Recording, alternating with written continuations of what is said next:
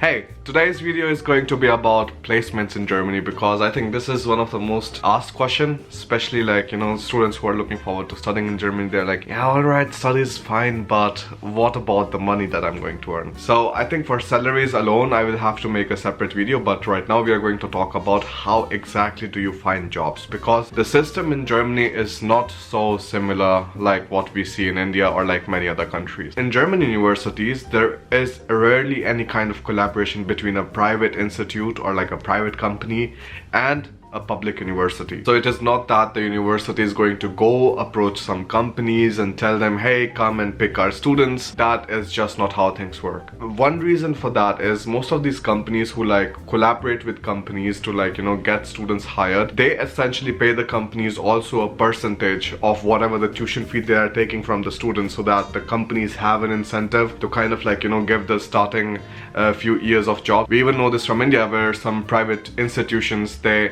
essentially give money to companies, and afterwards these companies hire the students, and then they are able to show a better placement rate in their college website or whatsoever to market it differently. If you actually are good at your job, there should rarely be any kind of problem in finding a job. That should have been the ideal case, but of course we all know that is definitely not the situation, and definitely not in India, where especially for one place thousands of other people are fighting for the same job, and many of the people also have the similar kind of caliber. Then of course it gets really difficult. And even though maybe you were the person who was maybe better suited for the job, then there are these external factors which play a role about money under the table, having connections, and yeah, just knowing people and so on. So that is not so great. Germans also give their vacancies away through references, but it is in the cases where most of the times either the vacancy isn't out, or the person is so highly qualified, or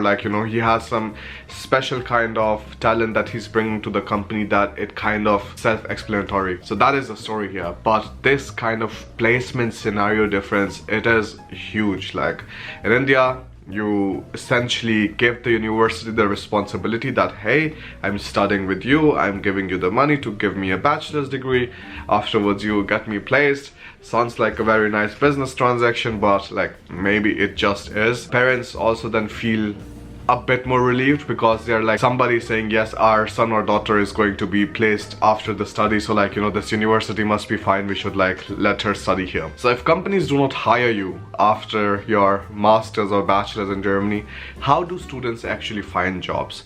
Now, important thing to understand is the students who are graduating with their bachelor's or master's in Germany, only 2.6% of them are registered as unemployed. That means other 97.4% students who graduate, they have the job. I mean, you have to be massively unlucky or very unserious, or maybe just not willing to do a job if you are not able to find a job, because jobs is not a problem. And this is also the first reason why German authorities are making immigration easier and easier, because people here, they are getting older. That means if somebody is getting older, you need some other younger generation who is paying the taxes, working for them, and pretty much the older people are then able to live from the money, the taxes that the younger generation pays. So next time if you're in any kind of country and somebody complains that, hey, you are stealing our jobs or something, just tell them that we are actually paying for your parents so that they can live properly here. Super important, because I have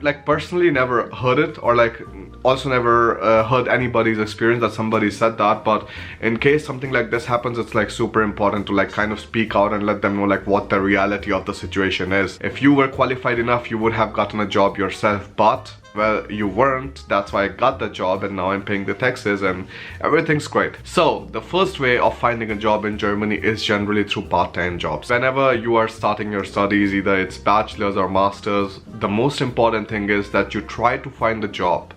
You try to find a field or an industry where the skills or the interests that you have are directly required.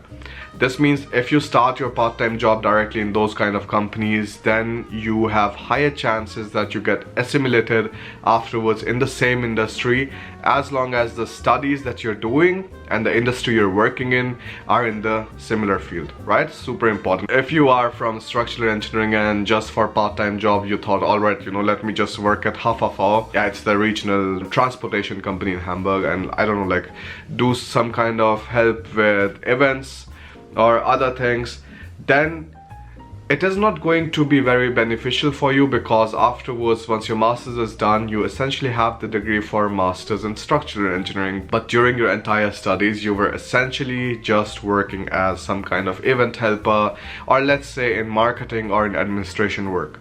So this is not going to be very helpful. Hence, in the ideal scenario, work in the company where you think you will have like kind of better opportunities to assimilate yourself after your master's or bachelor's is done. Another super important thing is like it essentially isn't just about part-time job. For example, maybe you have done part-time job even in a restaurant, like for financing yourself, for supporting yourself, everything is kind of fair because students here also do it. It's not an issue. But that means either you should have really good grades in your studies, or you should have completed your studies in the standard period, like whatever it is. For bachelor's it's 3 years, for master's it's 2 years. Then they're also like, all right, this guy was doing a lot of different things on the side, grades were worse, it's totally fine, not an issue at all.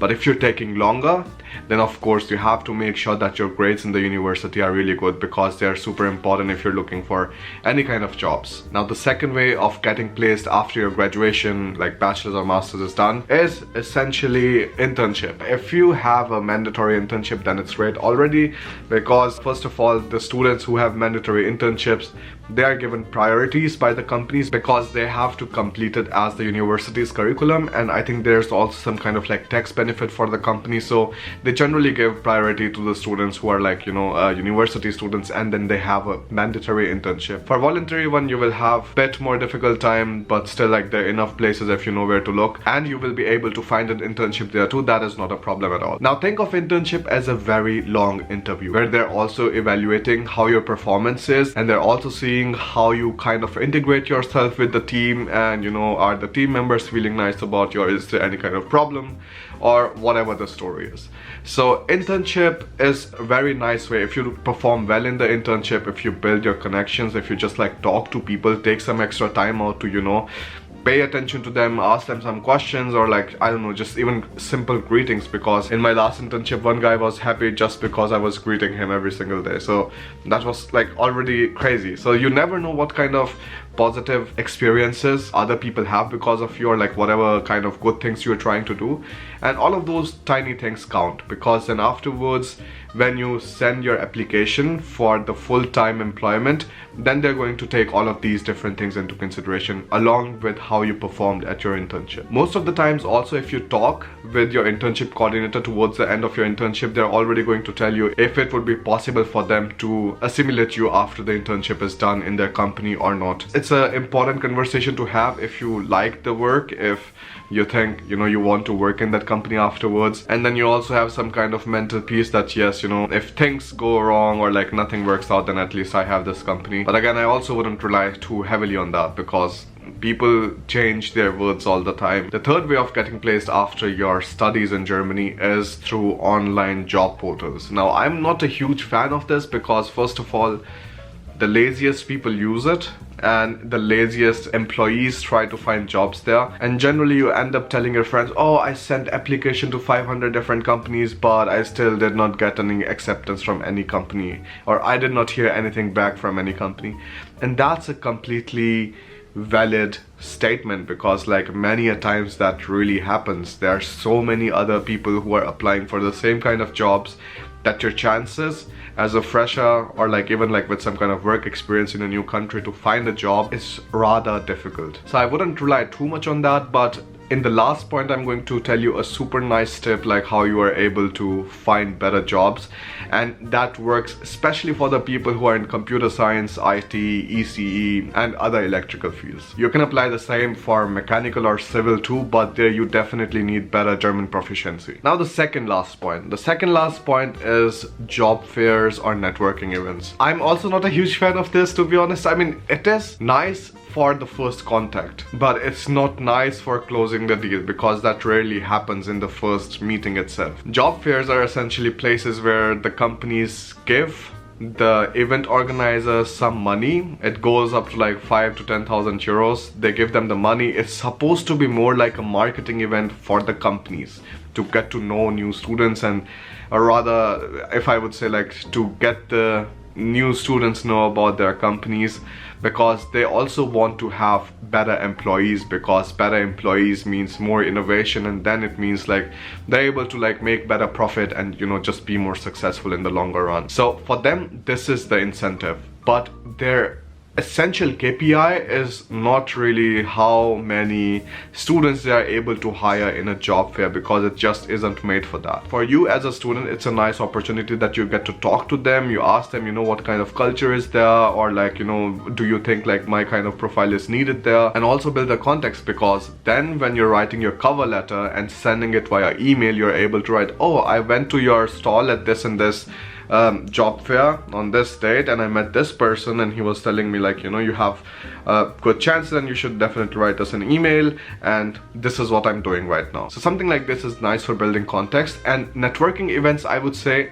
are super important, especially if you're in economics and business administration field. That means marketing or finance or other stuff, but it could also be equally important for other fields, because it essentially boils down to what kind of people you get to meet in the event. If you think that's a relevant kind of like event that is happening and you should go there, like meet some people, then absolutely do that. And there shouldn't be too much stigma that, hey, like, you know, these are just all new people, I don't know them, and why should I talk to them, or how should I talk to them? Just go, say hi, start the conversation. And most of the times they're like, I would say, socially competent enough that they will like carry on the conversation even if you're struggling in the starting, because I think it's absolutely fine. We all learn with time, you know, like maybe if you screw up the first 2 or 3 times, it doesn't really matter. Like other people have been in the situation where we are right now, so don't worry too much about it. But these networking events are a nice first contact point. You stay in contact with them, you talk to them about different kind of things, and afterwards you can also either directly ask them there, like if there's some kind of vacancy available, and if you can send them your CV and see if, you know, you would be applicable for that kind of place. And really, like, do not underestimate the importance of these 2 things, but also know the purpose of it. Like, these job fairs and networking events are not there for closing your deal, for handing out the CVs and walking away. Many companies wouldn't even take the CV, but it is definitely really important for building context and building the first contact point with the company. Now the 5th and the last one, and also my favorite one, is called the Initiativbewerbung. So this is the initiative application that you write to a company. Well, it's difficult to kind of translate into English. So for example, when you're looking for any kind of jobs or internships or part-time jobs on a company's website, you generally go to the career section of the company's website and then like see if there's something which is, you know, relevant to you. But even if there's nothing mentioned at all, you can still write them an email. You can tell them about your profile, like what you have done, what your previous employments have been, make a nice cover letter, tell them why do you want to work in that company, and more often than not you hear from them. And this is something most people don't use. Most people just like stop their job search directly on the job portals. Like you have LinkedIn, you have Zing, you have Indeed, you have Stepstones or something. Yes, I mean, it's all nice. And even in this category, I would say LinkedIn and Zing are rather more responsive, because you're able to contact other people directly and you don't have to necessarily, you know, apply for the jobs. You can also like contact the people who are working in that company and see if you build some kind of connection with them, and then they can like forward your application to the HR. But with the job portals, of course, there's like just like tons of listings, tons of people, and the success rate is rather low. A lot of smaller companies too, who do not maybe update their website so much, but they have a simple email address and stuff like that, they're also like, you can write an email, and many a times you would be really surprised like how many times you get a good response from them. And if not for the final employment or something, they would definitely talk to you. Most of the times, if you're invited for an interview, the chances are really high that they're super interested in you and you might be able to get the job afterwards. Another important thing is, if for these smaller size companies, if you're not talking about Siemens, Bosch and BMW and Volkswagen and everything in your own respective fields, many a times also like calling the company, calling the reception and like telling them, hey, I sent this email, can you tell me if you received it, can I hear something about it? Like, just these kind of normal phone calls also make a huge difference, because that tells the company that you're seriously interested in them and that you're waiting for the response. But of course, like, don't just like send the email the first day and like call the next day. Wait for a week or sometimes even 2 weeks and then call them and like ask them that I have been waiting for the last 2 weeks for the response. Is it possible that you guys did not receive it or something? So I think the way you communicate, even on the phone, it really decides a lot of things. These kind of competencies you have to learn. Like, studies is not everything. If you really want to do what you would love to do in your life, then you also have to build these soft skills, and this is going to help you really in the longer run. So those were the 5 ways you can get placed after your master's or bachelor's in Germany. If you're looking forward to starting your application process for master's or something, you have my online course, complete course for studying in Germany. You can check it out. Otherwise, if you just want to talk, you have some questions or something, I also have appointments which you can book with the link given in the description. Thanks a lot for watching. I'll see you in the next video.